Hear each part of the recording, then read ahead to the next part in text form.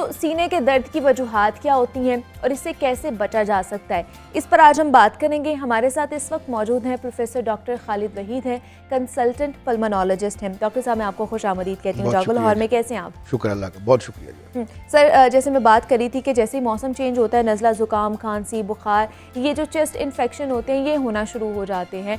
तो बिलखसूस हम देखते हैं बड़ों में भी होते हैं और बच्चे ज़्यादा इससे इन्फेक्शन होते हैं। तो हमें बताइए कि क्या वजह है इसकी कि जैसे ही मौसम चेंज होता है, ये सर्दी ज़्यादा होती है तो इसका शिकार हो जाते हैं हम? जी, बिस्मिल्लाहिर्रहमानिर्रहीम। मेरा ख्याल है अब सबसे पहली चीज़ तो ये है कि अब आज के बाद से अगर मैं देखूं तो धूप निकलना शुरू हो गई और मौसम अल्हम्दुलिल्लाह बेहतरी की तरफ जा रहा है। हाँ जी। वैसे पाकिस्तान में तो ठंड का मौसम बहुत थोड़ा है, पर इस दफ़ा जो ठंड आई हमारे पास महीना 1.5-2 महीने, वो काफ़ी शदीद ठंड रही। और यूजुअली देखा ये जाता है सारी दुनिया में कि जब ठंड का मौसम आता है तो इसमें बीमारियां सीने की बहुत ज़्यादा बढ़ जाती हैं। ना सिर्फ सीने की बीमारियां बढ़ जाती हैं बल्कि अपर रेस्पिरेटरी ट्रैक्ट, जिस तरह के नाक कान गला है, उनकी बीमारियां भी बहुत ज़्यादा बढ़ जाती हैं। मेरा ख्याल है इसकी खास वजह यह है कि एक तो इस मौसम में, सर्दी के मौसम में यूजुअली जो वायरसेस होते हैं और बैक्टीरिया होते हैं उनकी ग्रोथ ज़्यादा हो जाती है। ठीक है। उसकी वजह यह है कि एयर जो है वो ड्राई होता है, उसमें ह्यूमिडिटी नहीं होती, और इस कोल्ड वेदर और ड्राई एयर में जो जरासीम है वो हवा में फैलते भी ज़्यादा है और उनकी मिकदार भी काफ़ी ज़्यादा हो जाती है।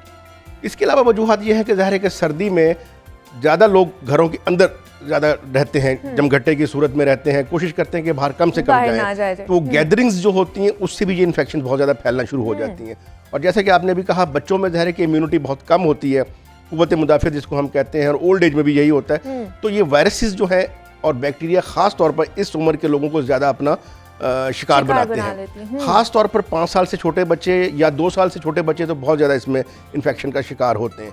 और वायरल इन्फेक्शंस जो हैं यूजुअली वो बहुत सख्त नहीं होती, बट वो एक गेटवे होती हैं बैक्टीरियल इन्फेक्शंस के लिए। जिसको वायरल इन्फेक्शंस को अगर हम जल्दी कंट्रोल ना करें तो वो फिर सीने में जाके इन्फेक्शन को बढ़ा सकती हैं और उस वायरल इन्फेक्शंस के ऊपर बहुत ज़्यादा जो है बैक्टीरियल इन्फेक्शन, जिसको हम नमूनिया कहते हैं, या बच्चों में बार बार वायरल क्रूप होते हैं और बच्चे बार बार अस्पताल की तरफ रुख करते हैं कि उनकी खांसी ठीक नहीं हो रही, उनका बुखार ठीक नहीं हो रहा। तो सिर्फ उसमें बेहतरीन तरीका यह है कि हम बच्चों को भी और बड़ों को भी कोशिश करें कि सर्दी जो एक्सपोज होने से हम उनको बचाएं। और जो अभी मैंने बात की कि जो झमघट्टे की सूरत में हम रहते हैं, हीटर चला लेते हैं, ड्राई एयर और हो जाती है और उससे फिर वायरल इन्फेक्शंस बहुत फैलती हैं।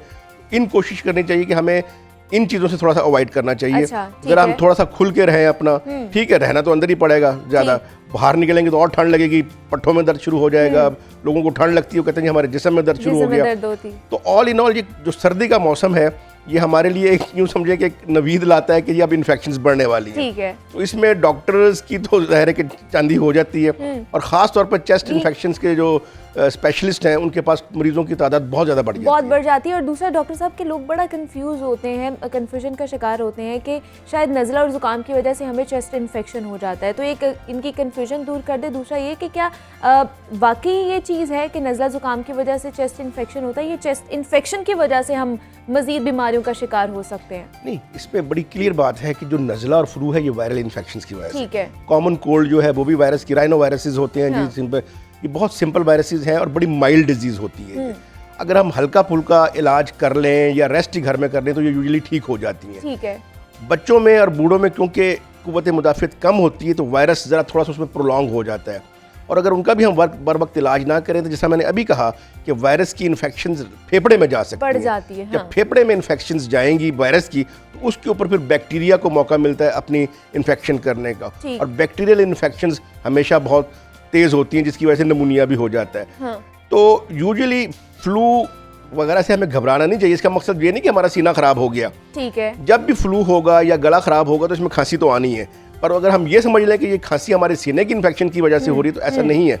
अगर किसी को साथ में सीने में दर्द शुरू हो जाए, बुखार होना शुरू हो जाए, सांस में खराबी आना शुरू हो जाए तो इसका मतलब है कि फिर ये इन्फेक्शन जो फेफड़े की तरफ चली गई है। ये अलामत बहुत अहम है, सांस का ख़राब होना, ठीक है, और उसके साथ साथ खांसी का आना और बलगम का पैदा हो जाना और बुखार का हो जाना। अगर किसी में ये फ्लू की जो बीमारी है वो बढ़ गई है, 4-5-6 दिनों से ज़्यादा हो रही है, तो फिर हमें डॉक्टर को फौरन रुजू करना है कि ये चेस्ट इन्फेक्शन की तरफ जा रहा है। अगर किसी को चेस्ट इन्फेक्शन हो जाती है तो वो ज़ाहिर है कि शदीद बीमारी है, उसके लिए हमें एंटीबायोटिक्स भी लेनी है और मज़ीद इलाज करना। पर कॉमन कोल्ड के लिए हमें कोई एंटीबायोटिक लेने की ज़रूरत नहीं है। जिस तरह कि आप अभी एजोमैक्स की बात कर रही थी, हमने इतने प्रोग्राम किए पर अभी भी जो है एजोमैक्स का सिलसिला इतना चल रहा है कि हर बंदा जरा सा गला खराब हुआ नहीं, तो एजोमैक्स खांसी एजोमैक्स वो शुरू कर देता है, तो मार्केट से फिर दवाइयाँ कम ही होनी जब गैर जरूरी इस्तेमाल होगा, गैर जरूरी लिखी जाएंगी। तो क्या डॉक्टर साहब इस तरह के जो हम अद्वियात खुद ही इस्तेमाल करना शुरू हो जाते हैं, तो क्या इस वजह से भी जो वायरल इन्फेक्शन है वो ठीक नहीं हो पा रहे, उनकी जो ड्यूरेशन है वो लंबी हो जाती है? वायरल इन्फेक्शन के लिए तो कोई एंटीबायोटिक नहीं, ठीक है, एंटीबायोटिक बैक्टीरियल इन्फेक्शन के लिए, पर अगर हम गलत इस्तेमाल करेंगे एंटीबायोटिक्स का, कि जरा सा कॉमन कोल्ड हुआ, फ्लू हुआ, छींकें आई और हमने एंटीबायोटिक एजोमैक्स ही शुरू कर दी, तो उससे तो रेजिस्टेंस डेवलप होना शुरू हो जाएगी। और जब हम सीने की इन्फेक्शन के लिए कोई एंटीबायोटिक चूज करेंगे तो फिर वो हमें प्रॉपर एंटीबायोटिक्स मिलती नहीं है, और अगर हम देते भी हैं तो वो असर नहीं करती, तो इससे बहुत ज़्यादा नुकसान हो रहा है। प्रॉपर गाइडेंस के मुताबिक एंटीबायोटिक्स को इस्तेमाल करना है, डॉक्टर की हिदायत के मुताबिक इस्तेमाल करना है। खुद से या ओवर द काउंटर जो हम दवाइयाँ ले लेते हैं जाके, वो हमेशा से कहा जाता है कि बहुत गलत है, दुनिया में दवाइयाँ एंटीबायोटिक्स ऐसे नहीं मिलती।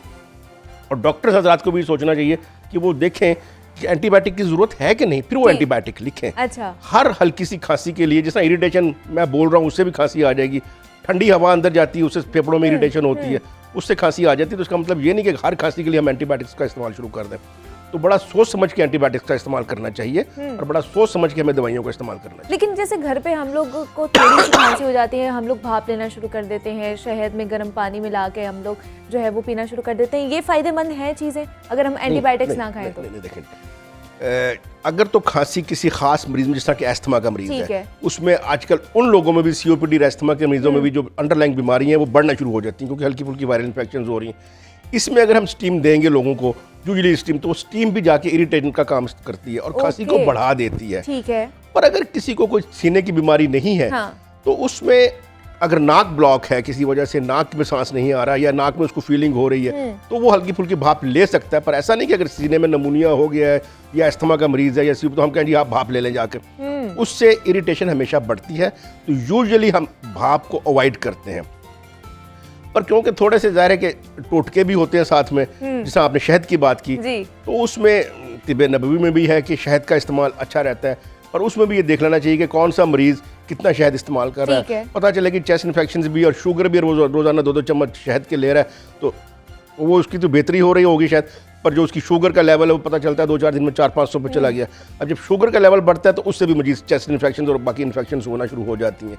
तो मेरा ख्याल है इन तमाम चीज़ों को अवॉइड करना चाहिए। घर में जितने भी हम टोटके इस्तेमाल करते हैं, ठीक है, उनके फ़ायदे होते होंगे, हमारी मिथ्स हैं, हम उन पर बिलीव भी करते हैं, पर अगर कोई बीमारी ख़ास तौर पे हो रही है सीने की या नाक कान गले की, तो फौरी तौर पे डॉक्टर से रुजू करना चाहिए और अकॉर्डिंगली हमें मेडिसिन लेनी चाहिए। बिल्कुल ऐसे ही है कि डॉक्टर जो सजेस्ट कर रहे हैं उसी को करना चाहिए। लेकिन हमें ये बता दें कि चेस्ट इन्फेक्शन कौन सी स्टेज पर जो जाके वो निमोनिया में चेंज हो जाता है, जो हमारे लिए ख़तरनाक साबित हो सकता है?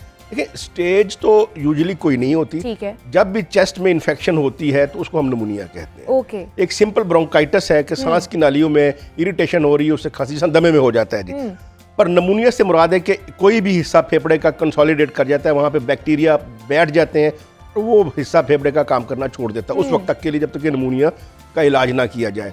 निमोनिया की इनिशियल स्टेज में तो यूजुअली खांसी के साथ बलगम आना, जैसा मैं अभी बता रहा था, बुखार का होना, उस स्टेज पे अगर हम ट्रीट कर लें तो ये कंट्रोल हो जाता है। पर अगर निमोनिया बढ़ जाए और वो जो जरासीम है उसके ब्लड में भी शामिल हो जाए, इसको हम सेप्टिसीमिया कहते हैं, तो वो एक शदीद बीमारी है।